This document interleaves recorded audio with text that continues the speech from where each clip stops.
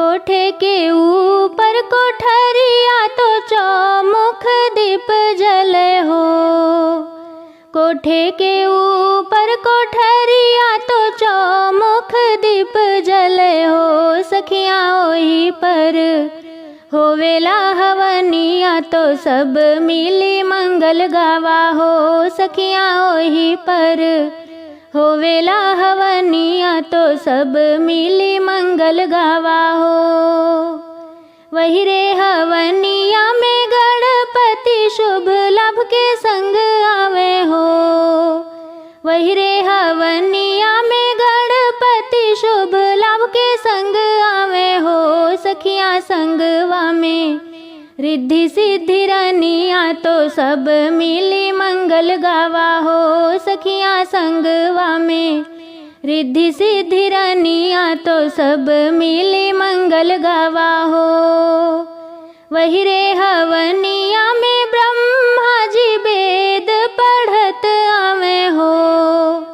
वही रे हवनिया में ब्रह्मा जी वेद पढ़त आवे हो। सखियाँ संगवा में ब्रह्माणी जिरनिया तो सब मिली मंगल गावा हो। सखियाँ संगवा में ब्रह्माणी जिरनिया तो सब मिली मंगल गावा हो।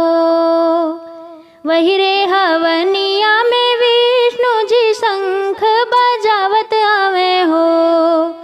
वही रे हवनिया में विष्णु जी शंख बजावत आवे हो। सखियाँ संगवा में लक्ष्मी जी रनिया तो सब मिली मंगल गावा हो। सखियाँ संगवा में लक्ष्मी जी रनिया तो सब मिली मंगल गावा हो।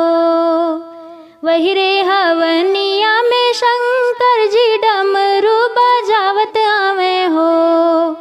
वही रे हवनिया में शंकर जी डमरू बजावत आवे हो। सखियाँ संगवा में गौरा जी रनिया तो सब मिली मंगल गावा हो। सखियाँ संगवा में गौरा जी रनिया तो सब मिली मंगल गावा हो।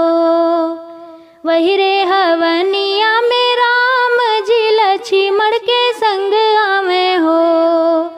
वही रे हवनिया में राम जी लक्ष्मण के संग आवे हो। सखियाँ संगवा में सीता जी रनिया तो सब मिली मंगल गावा हो। सखियाँ संगवा में सीता जी रनिया तो सब मिली मंगल गावा हो। वही रे हवनिया में कान्हा जी वंशी बजावत आवे हो।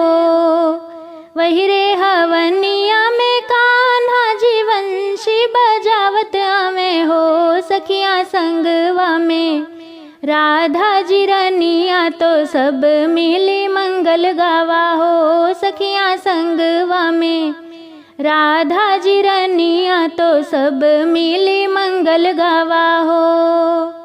कोठे के ऊपर कोठरिया तो चौमुख दीप जले हो।